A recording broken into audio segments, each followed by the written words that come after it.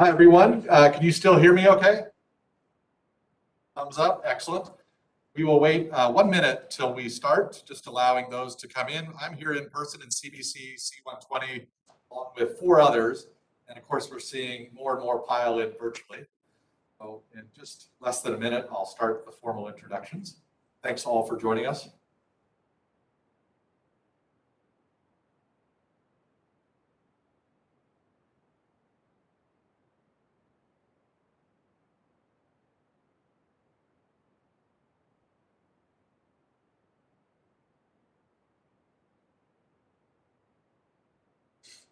And in the few seconds before I start, I'll just note this is the first Prosem or Proseminar or anthropology talk. We have various labels for these, but there'll be one each Monday minus the holidays throughout the spring semester. If you go to the anthropology website under events, you can see all the future ones, and they're all available for free for you to attend in person or online.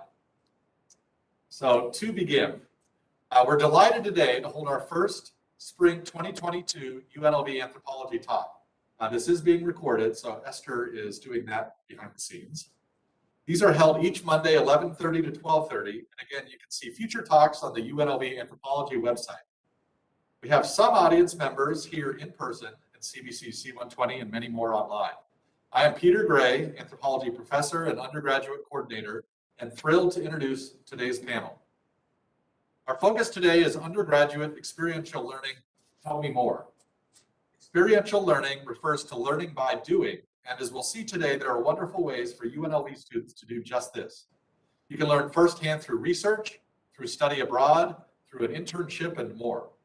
Each of our 3 panelists has been asked to take 10 minutes to share their stories, advice, and resources, which also allows time for Q&A. So if you have questions, please post them in chat. I'll serve as moderator. I'll keep an eye on your questions.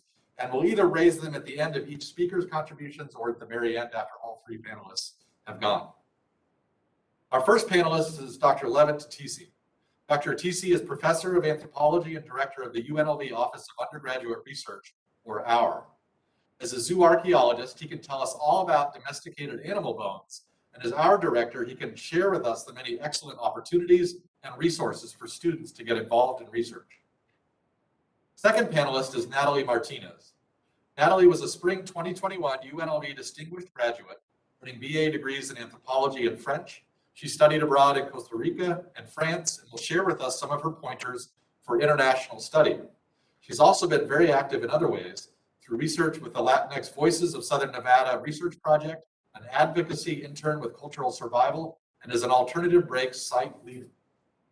Our third panelist is Jera Manesse. Jera is a senior UNLV anthropology student. She spent this past fall as an intern at Best Friends Animal Sanctuary in Southern Utah. She can talk about the value and possibilities from internships. Thank you, Dr. Atici, Nathalie, and Jera for joining us today.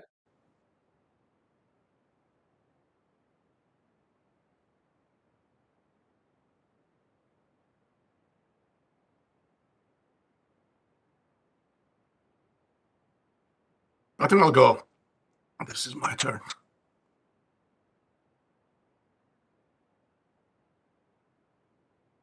All right, let me first share my screen. Can everybody see my Prezi? Good. Greetings, everybody. My name is Levent Atici. And again, first and foremost, I would like to extend a huge thank you to Dr. Gray for organizing this and spearheading this, and also Esther for taking care of all the logistics. I'm coming to you from a very friendly place on campus, Office of Undergraduate Research, where you'll be received with respect. You'll feel safe, equal, and included. Today, within the assigned allocated time of 10 minutes, I'll try to pack a lot of ideas, a lot of also resources. So buckle up, hang tight, and let's go. First and foremost, of course, as always, I would like to recognize my colleagues in the Division of Research and, of course, Office of Undergraduate Research. It's always a team, right? A very strong, passionate team, talented team of 4 with Dr. Rafael Oganessian, our program manager, Ms. Susan Hall, our program coordinator, and Ms. Jera Tran, our research advisor and communication specialist. The fact that UNLV actually has an office by the name Office of Undergraduate Research actually speaks about this university's commitment to undergraduate research education. Okay, let's jump in. In the first part, I'll just briefly cover some fundamentals so that we're all on the same page. Then in the second part of my 10-minute presentation, I'll talk to you about our resources and give you some ideas as to how to get involved. Let's just identify that research is a very complex and heterogeneous enterprise. And if you only look at UNLV's research ecosystem, you actually recognize that it's a very, very complex ecosystem with all of these undergraduate degree offering programs, colleges, schools, and also professional degree offering programs such as School of Dental Medicine, School of Medicine, School of Law, Graduate College, and of course, Honors College is a kind of like, super entity, just kind of intersecting different dynamics. But we have, when we talk about research in arts, humanities, social sciences, health sciences, physical sciences, natural sciences, and engineering, we just recognize the impossibility of not being able to come up with one universal definition that can actually encompass all of these heterogeneous and complex activities, right? So in that sense, let's agree that the definition and execution or conduct of research will vary by academic discipline, by method of data collection, by whether it's primary research or secondary research, and by objectives, right? But still, we should be able to come up with a working general definition to just cover some basic aspects. And to that question, I offer this working definition. Research is any original, scientific, scholarly, intellectual, performative, creative, and entrepreneurial activity that will contribute to existing body of knowledge or that will generate new knowledge. So in that sense, whatever you're majoring in or wherever you are located on this complex web, you will be in the research domain, okay? Because it's almost like a myth. I'm an English major, we don't do research. I'm a history major, we don't do research. I'm in College of Fine Arts, we don't do research. No, there is research in every school, every department, every academic discipline. And when we talk about approaches to how can we marry research and teaching, because we know that they are actually inherently related, right? We can also identify some challenges. Conventional teaching or the classroom-based teaching is very simple, right? As a student, you are a passive recipient or you are the audience of the presented information, right? The professor, the instructor, right, is in power. It's the authority who will decide what you should learn, right? How much you should learn, and then how whether learning has taken place through assessment. And historically and conventionally, that assessment is also based on answering questions or testing, right? So this is no longer a productive way to educating our students for the 21st century and the very complex connected world that we all have to operate in. That's why experiential learning or active learning or discovery learning has been steadily gaining traction and has been becoming the norm. So what does that mean? And again, there are even differences in the taxonomy. Active learning, experiential learning, discovery learning, learning by doing, right? Where actually we can assess whether students can apply the content they've learned, right? Instead of assuming or presuming based on their grades, right? Can you imagine a world where actually we train doctors, like medical doctors, right? Surgeons, and we just send them to hospitals based on their grades only, right? Assuming that they will operate and they will save lives. No, So taking the same approach, active learning, experiential learning, discovery learning comes in so many different ways, from case-based learning to problem-based learning to internship to service learning. So it's a continuum, and undergraduate research is one of the highest impact, actually, the active learning paradigms that exist out there, right? It's transformative. It's also transferable, right? Why? Because you can take the skills that you develop by means of research engagement, and you can apply that in the real world. So how do we know it works? We have tons of data speaking to the value of undergraduate research involvement. So we know that undergraduate research involvement enhances student learning, increases retention and graduation rates, increases graduate school enrollment, develops, helps students develop critical thinking skills, problem solving skills, etc. And also it promotes an innovation oriented culture. It prepares students to life beyond college. We also, at the Office of Undergraduate Research at UNLV, subscribe to the notion that research is a process, it's not a product, okay? And this is what actually distinguishes, right, graduate education versus undergraduate education, because in graduate education, there's usually a deliverable, right? It's your thesis or dissertation. But for the undergraduate research education, we place the emphasis on the process, getting the students the skills that they will need. And again, in that sense, you may participate in research at any phase, from asking a question to gathering data to synthesizing, analyzing, evaluating, publishing. So again, I know that this is too much information packed very swiftly, but bear with me. So how do you get involved in research? Luckily, we have so many programs, rich and diverse programs, to help you navigate this convoluted research ecosystem. We have research advising, we have awards, we have Research Skills Academy, symposia, we have a journal, we have a digital repository, and we have a lot of other sources. How do you start? Go to our website, unlv.edu/OUR, and request a virtual research advising. This is our landing page, and or come and meet us in our natural habitat, see us, talk with us. We're always here to help you.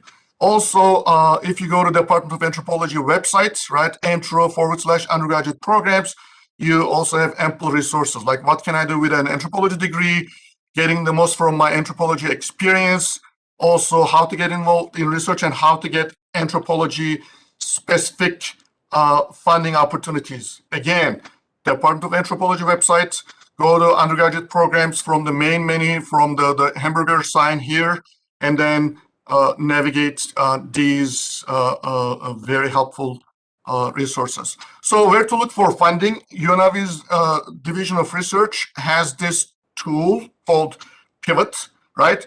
Here's the website, pivot.proquest.com. And if you go here, use your UNLV credentials to log in to search for undergraduate research funding opportunities. Here, I just exemplified this for you. See, in the search box, I input undergraduate research, anthropology, and go to the left-hand menu to choose filters. See, applicant types, individuals, undergraduate students. So only for intro, you see that there are 22 funding opportunities. And if you keep it broader, you'll have thousands. So the second important resource that I want to point to is our Research Skills Academy. It's starting today, right? The Inquiring Mind in Action at 2:30 p.m. Through WebEx. We have this very rich webinar series that I teach, and we also partner with some other campus entities and cover every aspect of research. Okay, check our website. And we have an upcoming spring symposium in April on specifically April 27, and this is going to be our first in-person after a long time. But normally in-person student research symposia look like this, with poster presentations, podium talk presentations, and lightning talk presentations. But throughout the the COVID lockdown, we did not want to actually just create a gap. So we've been doing virtual symposia, which just looks like this. And as a matter of fact, last fall semester, we actually had a record-breaking symposium with 223 students participate, okay? So please apply. Next resource, we have a research journal, and the inaugural issue came out in fall 2021, you can see, and the second issue came in spring 2021, and then our fall 2022 issue is in production, so we'll actually publish that soon. And we are not only creating a journal, but also creating events, specifically webinars to train you, right? So this semester, for example, we're gonna have webinars on how to read like a scholar, how to write a literature review, how to write a successful abstract, writing crystal clear journal article introductions, and how to end your research article focusing on results and conclusion chapter sections in research articles. We also offer how to create a poster to help you present your research. So deadline for submission for our next issue is May 1st. So what does this journal look like? It's an open source journal, digitally published in partnership with UNLV's Digital Scholarship. This is our journal website. And I have to emphasize this. This is a major feast. Look, since last February, not even 1 year, we have 5,500 downloads, and you see the global readership from 80 countries, all continents, 5,500. And this is, again, journal articles from any discipline. And if you don't feel like, I'm not ready for a peer-reviewed article because it's peer-reviewed, we also publish your research-related work, posters, talks, exhibits, data, whatever you have, just to help you hone your publication and research communication skills.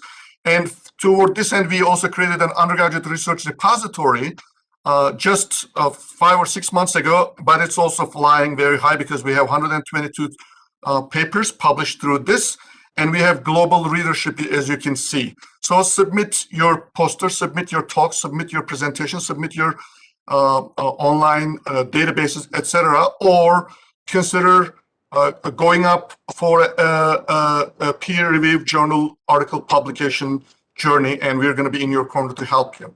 And again, just to exemplify, right, one of you, our next panelist, dear colleague, Nathalie Martinez, right, she's published with us, and you can see how successful it's been since August. She's had 60 downloads. As you can see, we have, we help you get an ORCID ID.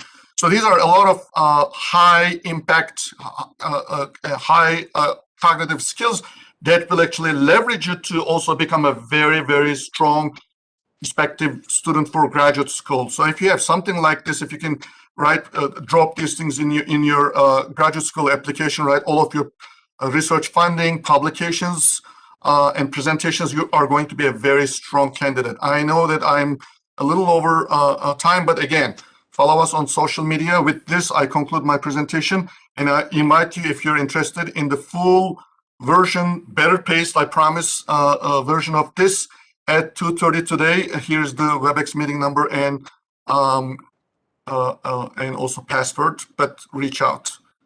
Thank you again, Dr. Gray. Thanks everybody for having me.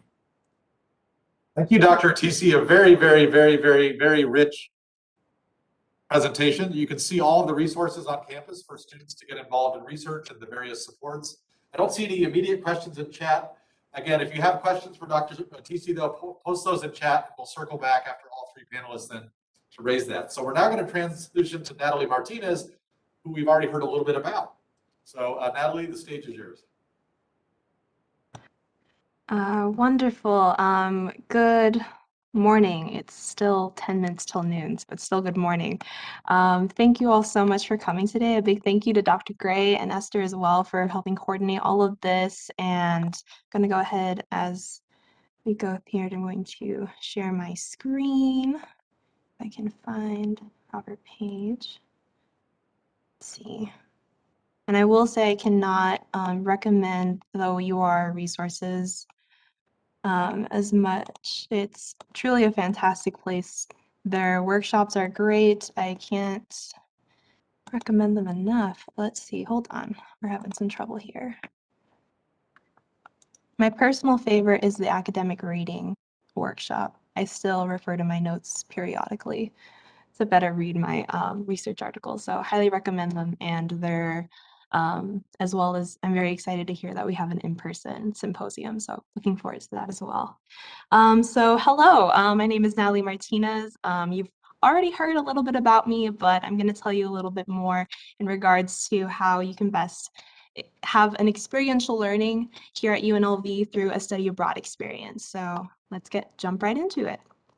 And before we get started, I don't know if y'all could respond in chat real quick. I know we're running low on time, but if y'all could respond real quick, if you could go anywhere in the world, where would you go? I don't know if I can see chat on here. Oh, there it is. Let's see. I see Japan, Australia. Let's see what else we have here. Italy, very cool. Thailand. So far, all of these are places that USAC offers sites you can go to. Thailand, Italy, Japan, Australia. Awesome. These are awesome places. And if you're still thinking about it and haven't chosen a place, Italy for the food, what can I say? Say less. I'm right there. Pasta's delicious. Morocco. All of these are wonderful places, and I highly encourage you to take the steps to go here. And you can, because you're here at UNLV. So we're going to go ahead and move on. Awesome. So hello, hola, bonjour. Those are the languages that I speak thanks to my study abroad experiences. My name is Nathalie Martinez. I use she, her pronouns. I am a UNLV alum, as was previously. I just graduated this past May, repping Anthropology and French, as well as minors in business in Spanish, which I was able to also complete because I studied abroad. I'll touch upon that. I'll talk about that more a little bit later, but let's jump right in. So you might be wondering, why should I study abroad?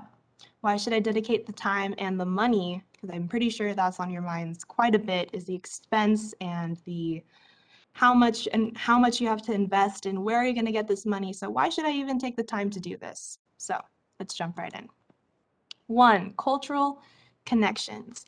From my experience making cultural connections, I did this through the ability you have to do this through language, the people, the cuisine. I heard someone say they want to try the food in Italy, and even more. So as was previously mentioned, I studied abroad in France and in Costa Rica. So for the language, I had been studying French since high school, and I'd always wanted to go see the places that I kept reading about. And being a French major was something that I kept studying about. So being able to apply that and connect with my host family over there, which you can see in that middle picture right there, was a phenomenal experience. Being able to practice the language every day, as soon as I wake up in the morning, talk to my host mom, in my classes throughout the day at the university in Po, was the best way for me to make friends there and also build those connections and be able to interact and learn more about the culture as well. So I'm still in contact with my host family actually to this day, and they're always being very welcoming to me whenever I want to go back to France to visit them. So that's with the people and the cuisine. So here you also see un mercado in Costa Rica. I went to Heredia, Costa Rica in the summer of 2019. And so trying all the different foods they have there, and you can see a bakery in the top left corner of a bakery in Spain, because Spain was right across the border from where I was in France. So I was able to country hop and be able to find all these different cultures, all these different types of foods, and make these connections. And since I'm talking to a group of anthropology students, mostly anthropology students, I understand that this is something that will definitely pique your interest, and connecting to the history and the art that's in these phenomenal places. When I was in Costa Rica, I was able to see the process of how they make chocolate. So with a grinding stone, I was grinding the cacao beans. And then going to the largest museum of jade artifacts was also in Costa Rica. So I was able to go visit that and see the Berlin Wall. And so being able to connect with that historical piece that I've been reading about for so long was definitely something that I can't highlight further. So number 2, professional development.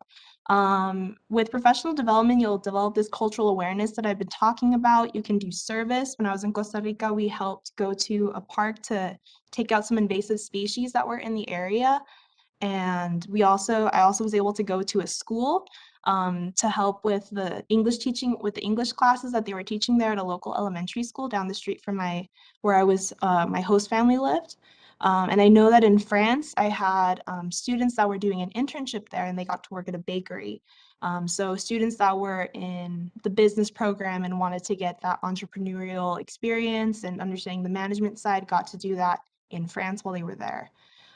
So again, these are also skills of adaptability that you have in regards to, in the mornings, in France for me, my host family we would eat breakfast with just a slice of toast with some jam on it and some coffee, and you're good to go. And the other 2 meals were larger meals. And also the time zone, that's a huge adaptability. So these are all skills that you can bring up in an interview when they ask you what's a challenging time that you've experienced. When I studied abroad, I did XYZ and I learned XYZ. And also bringing up the fact that you learned another language and the fact that that may have been challenging for you. These are great things that you can bring up in an interview setting as well. And 3, personal growth. Going to a different country is definitely pushing your comfort zone. You're not in your typical environment. Your routine will be very different from where you are.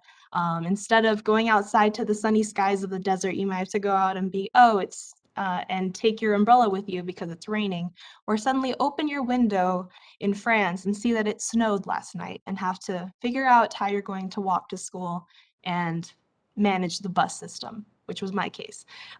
So pushing yourself to do these different things is definitely challenging. And I mean, I was able to go ziplining in Costa Rica too. As someone who had a very a feeling of uneasiness with heights, it definitely helped me push those boundaries and feel a lot more confident in myself. And building those friendships too is something that you get to do not only with the locals there, but also other students that are in the program, because specifically with USAC, there are offices throughout the country.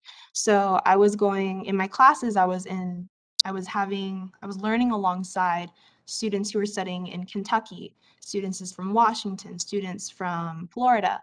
So I got to learn more about the culture that I was in the country, but also the different cultures that I was from the other students, because the way my experience in the US is here in Nevada was very different from a student that was from Washington or Florida. So that was a definitely eye-opening experience for me, and allowed me to make a lot more friends and expand my network as well. And another thing I think I would have to mention is for the picture on the right corner of the metro system in Spain. Pushing yourself to really understand how it is you're going to geographically locate yourself was a challenge for me. So thanks to being able to study abroad and having to be disconnected and not have that Wi-Fi or Google Maps on hand when I needed it, you get to really learn about how it is to interact and not be afraid to have to ask a local, I'm looking for this bus line, can you help me? So it's definitely a great way to connect and learn more about yourself in the process. So this sounds so great. How can I do it? How can I study abroad? Tell me how. So let's jump in, and I'm running low on time, so we'll get through this fairly quickly. My course of action and suggestion for you, the first thing is to contact the UNLV Office of International Programs. They are connected with an association, a program called USAC, so that's the University Study Abroad Consortium.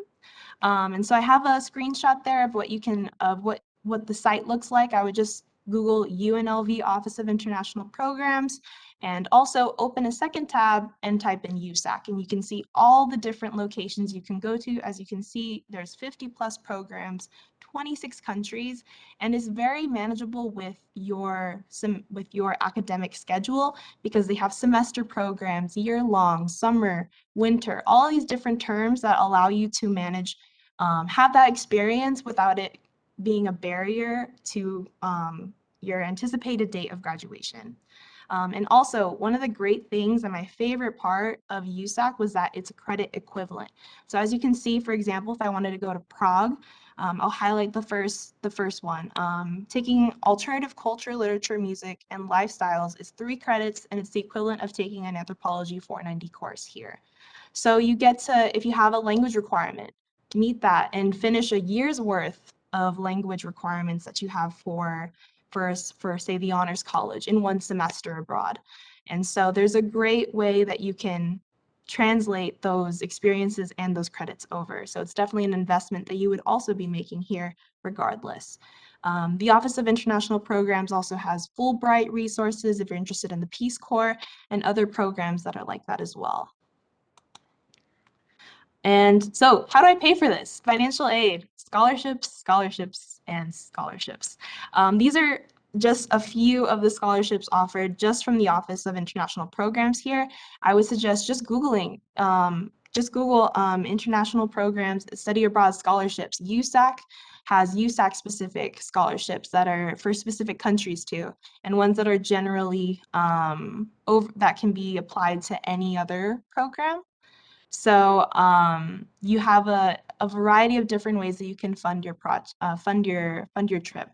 I also personally, I clocked in more hours at work. I got a job on the side to make sure I had all the money I wanted to have those extra expenses and be able to take that trip to Italy that I wanted to, and that trip to Germany with friends that I made over there.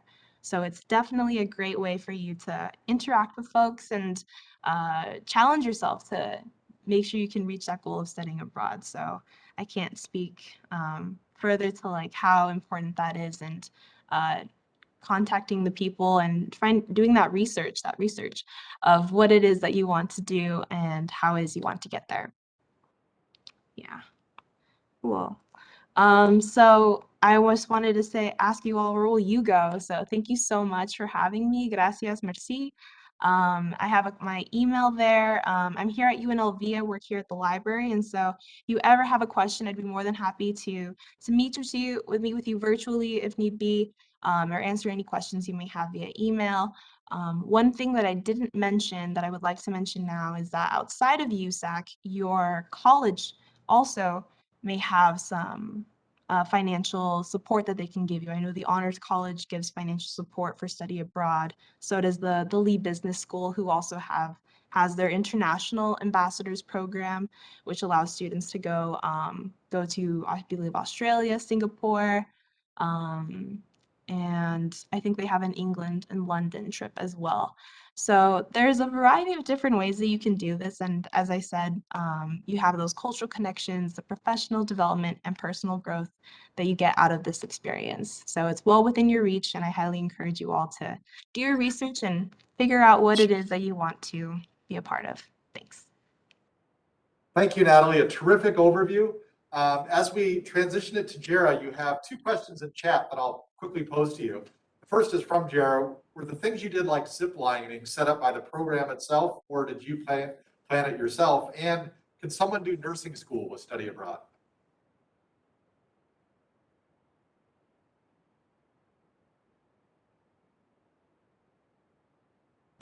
Oh, sorry about that. I misheard you. I thought you were going to ask afterwards. I think so.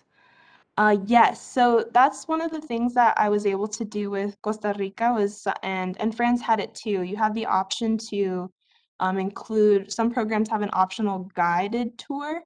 So when I was in Costa Rica, we were able to go to like 3 different cities, and that was a part of the package, was to do these experiences and go to these specific national parks. And because they gave us a tour bus to do all this in, it was a lot more it was a lot cheaper than it would have been if I had decided to make this sort of tour on my own. So they are guided, and they do have these opportunities in the USAC offices in the site.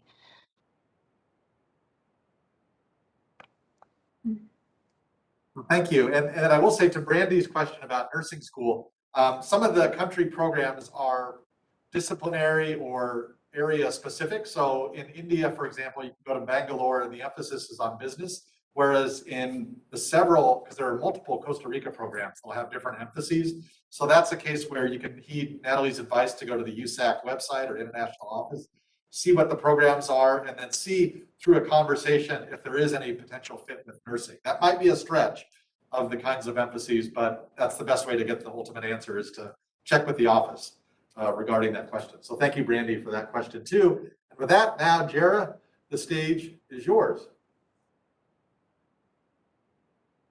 Hello, I'm Jera, and I'd also like to thank Dr. Gray and Esther for arranging this presentation.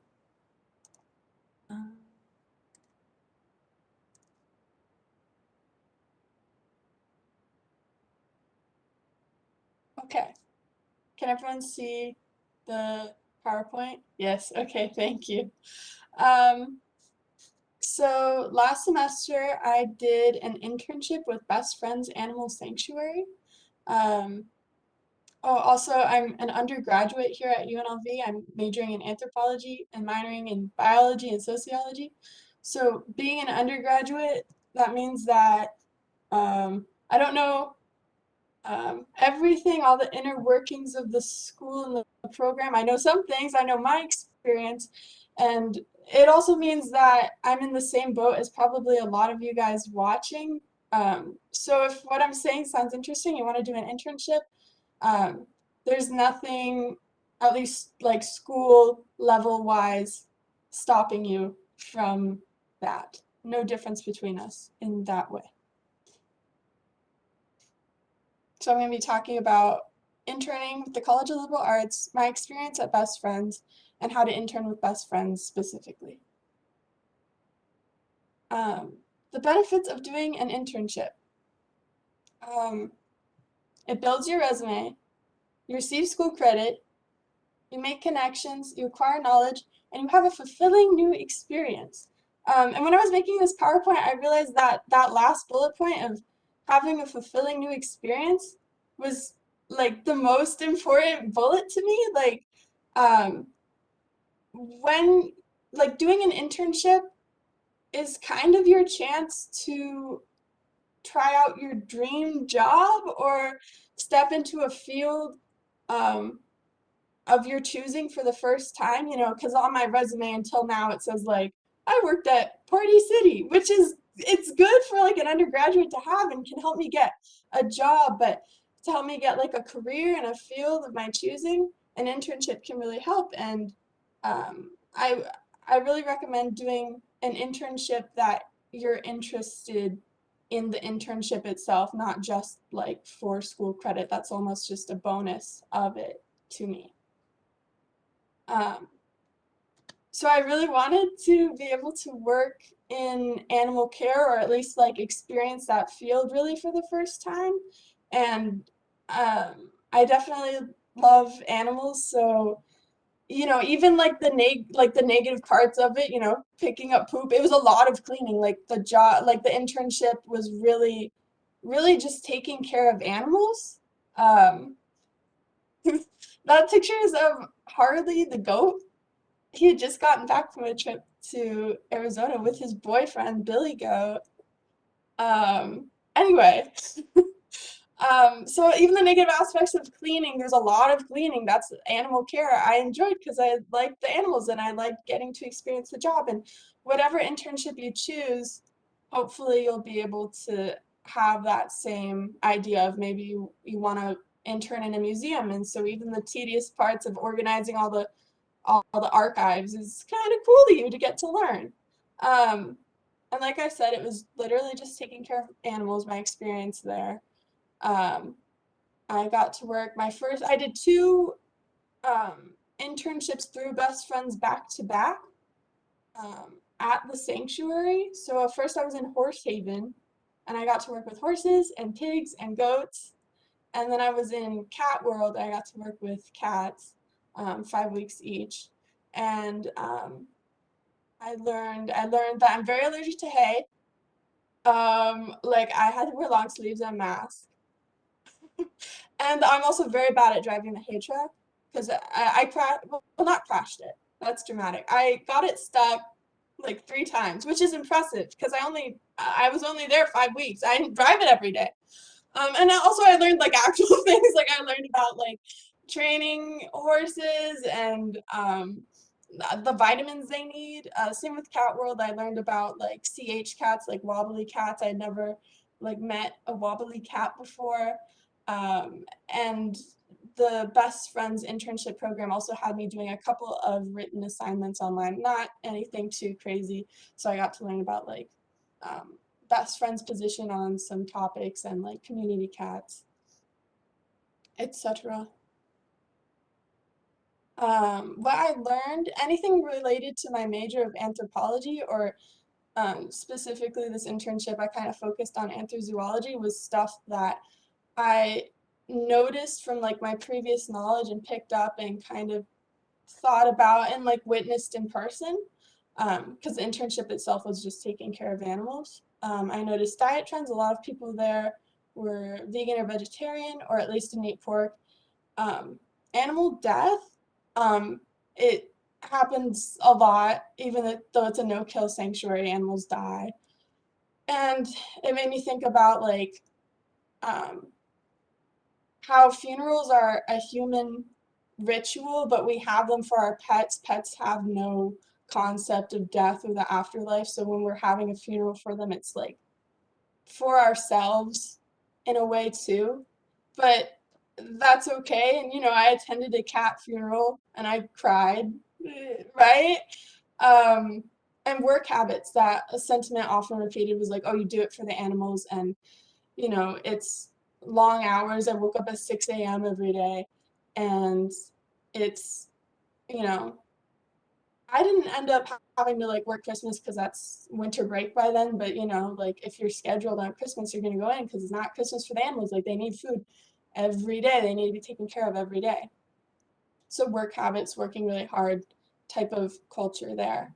Applicable knowledge is stuff I can add to my resume, and it's what I learned at the internship itself, of the experience working with animals and how to work with other people. That's something you learn in the real world.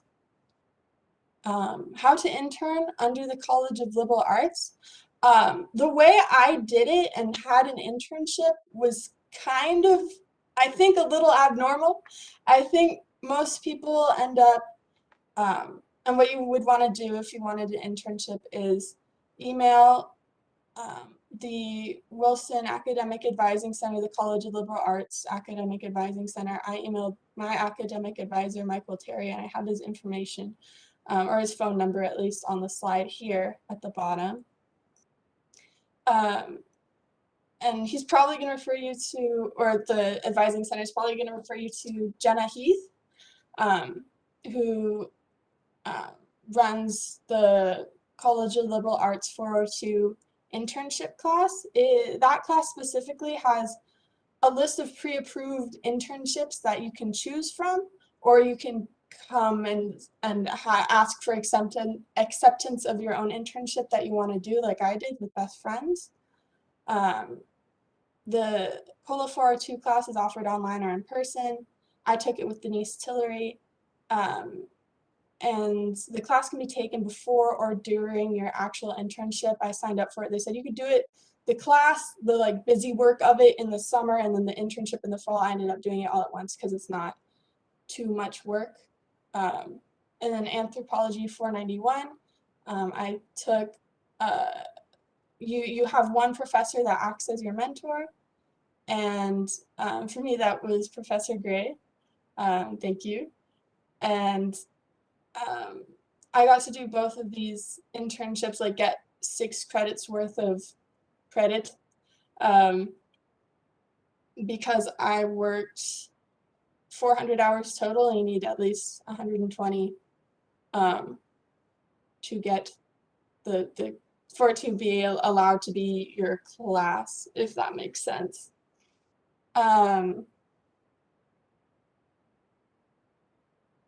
And how to intern with Best Friends specifically. I have the Best Friends website, how to just volunteer with Best Friends. I went and volunteered there before I interned there. You know, before like committing to staying there for months, I just went and volunteered. And the Best Friends internship webpage, scholarships, and then I have kind of the bad things about doing the internship that you should know, like if you wanted to intern with Best Friends, that there's no housing provided. I got scholarship, so it helped rent for my room that I rented. You need a car to get around the sanctuary, and animals will die. I kind of talked about that already. They also have opportunities for remote internships and veterinary externships. And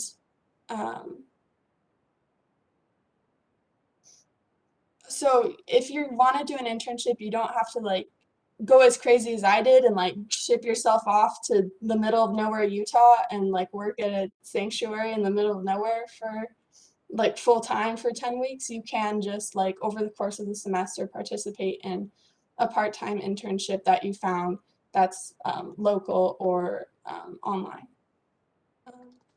That's all I got. Thank you.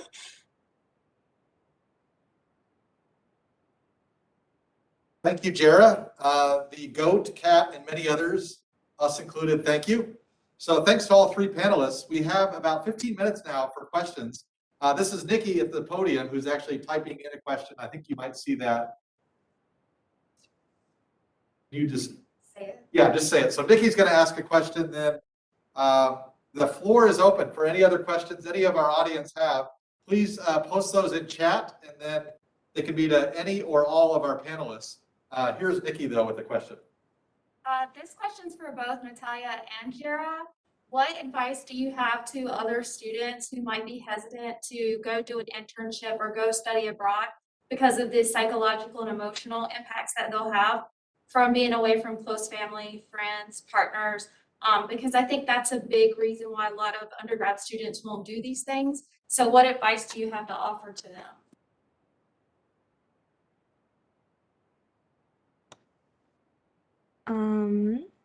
Okay, I'll go ahead and tackle it tackle it first, Jera. So what advice would I give to encourage them? I would, speaking from experience, this was the first time, like I'm from Vegas, Vegas native, and I came here to UNLV. So this was the first time that I left the country on my own to be in a new space. So I would talk about the fact that students would have the chance to be with the host family. So that's an option in several of the sites that are available through USAC. There's obviously the option to do either dorms if the university has dorms or apartment. But I think what most secured it for me was the fact that I could be with the host family. So I was still in that home environment, in that home space. So it definitely allowed me to keep some parts of my routine and to know that I'm going home and there's a family there that's waiting for me. And USAC is very particular about the host families that they do choose with the very diligent interview process. And so my host mom in Costa Rica, my tica mom, was always very sweet, and I couldn't have. And she was also very supportive and was always there with a delicious dinner each night, and we'd have great conversations. So that host family aspect is what I would highlight to students that they're feeling pressured about, not pressured, but insecure of leaving their home spaces.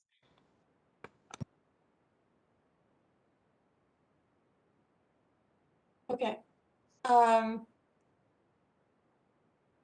I think, look, first of all, if I should still be answering this question, I totally agree with Natalie. I would say, like, definitely homesickness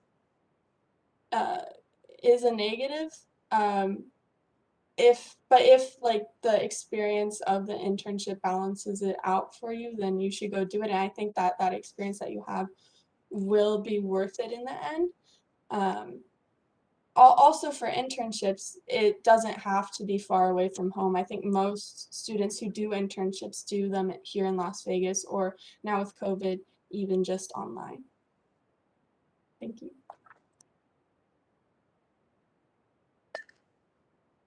I put some other info on internships, by the way, in chat just to follow up Jera's excellent overview of College of Liberal Arts internships. I'm not seeing any other immediate questions in chat, so I'll just pose a broad one too, which is, imagine the audience here today is thinking, how do I get started on this?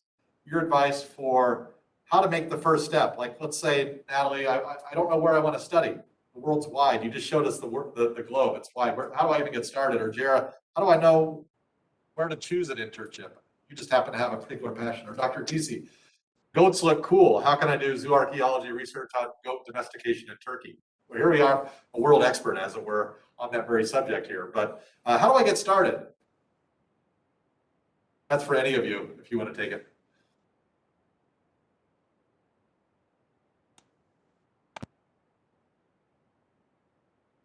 I think you're TC, mute. Yeah, you're muted. Still muted? I was, thank you. There you go. Good catch, Dr. Gray. So I think the first step is to understand and recognize that every individual has a different outlook, right?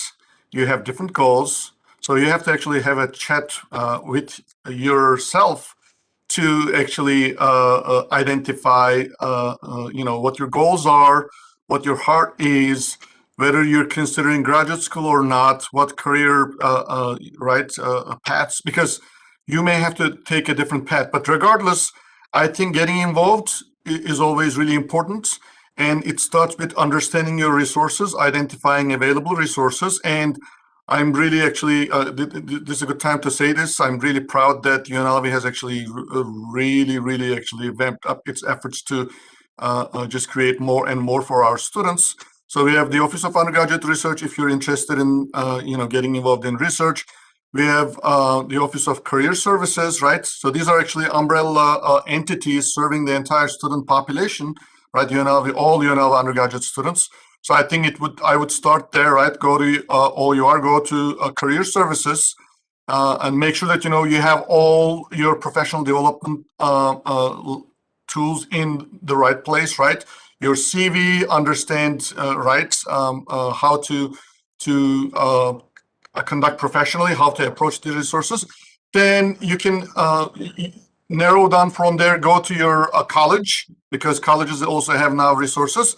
And then I think next step would be talk to your department's graduate coordinator, talk to your department's undergraduate coordinator, and talk to your favorite professors, right? We always say this, research is faculty driven, teaching is faculty driven, right? So you need mentors, and the best mentors are going to be just within your reach, within your department. Talk to your favorite professors, and don't think that you have to do research or you have to do internship only in your major. So that's another myth too. Okay, you can do research in, say, on sustainability. Don't think that anthropology doesn't have anything here, but there are campus resources. Another myth: you don't have to be a senior to get involved, right? Sooner the better. Start in your freshman year. Okay, start in your freshman year. It's never too soon. And then reach out for help. Nathalie and Jera, what am I missing? I'm sure I'm missing a lot. I'll rely on you now.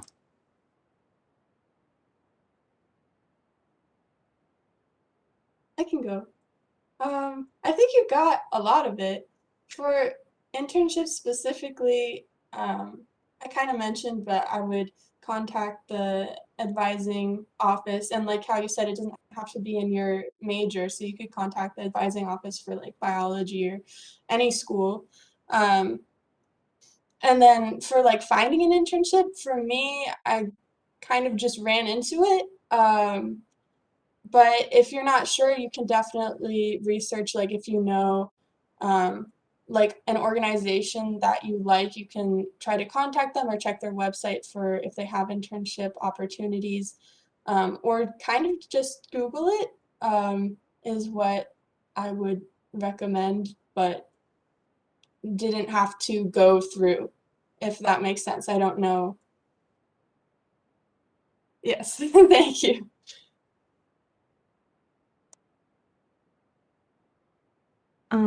Yeah, you both touched on it perfectly, and I have to retweet what Dr. Atici said of have a talk with yourself, have the moment of reflection on what your goals are and what it is you want out of your college experience and what it is that you want to achieve during your time here at UNLV.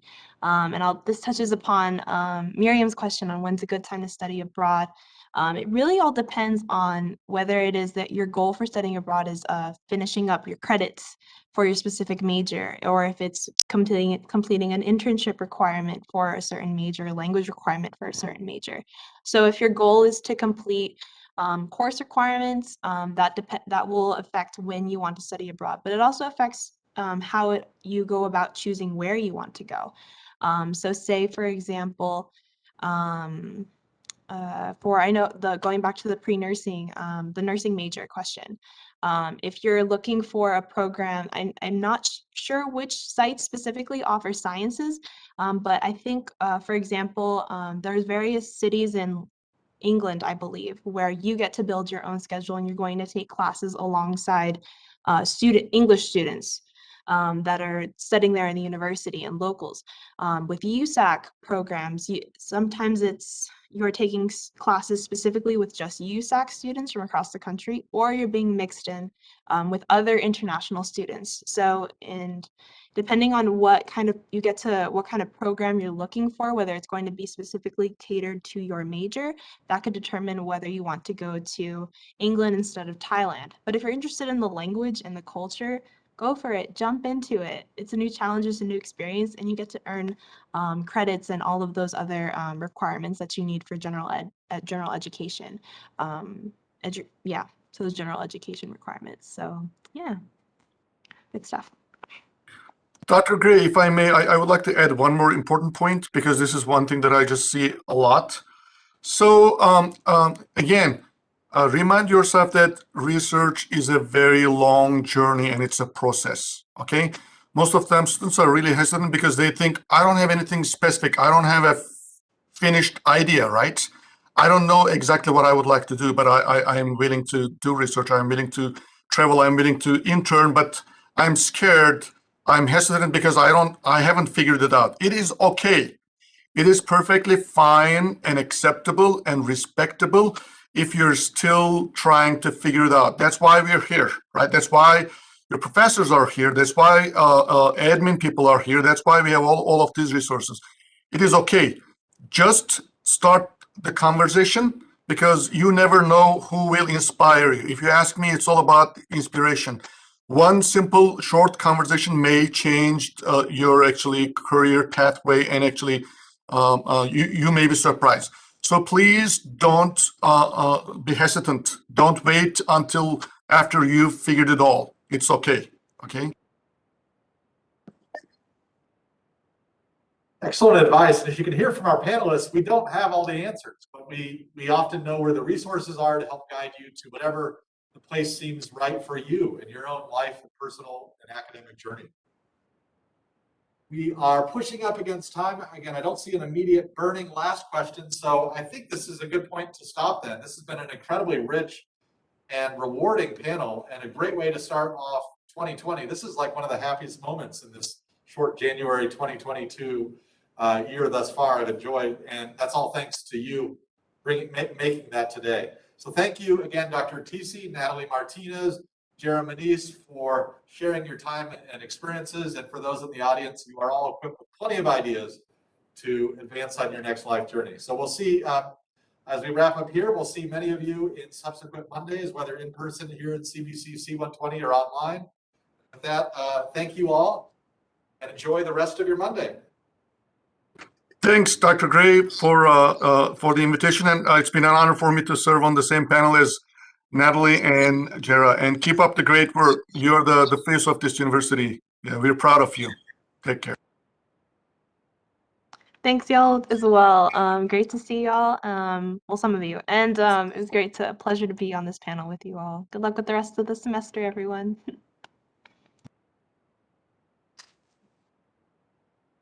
Thank you all too. Thank you.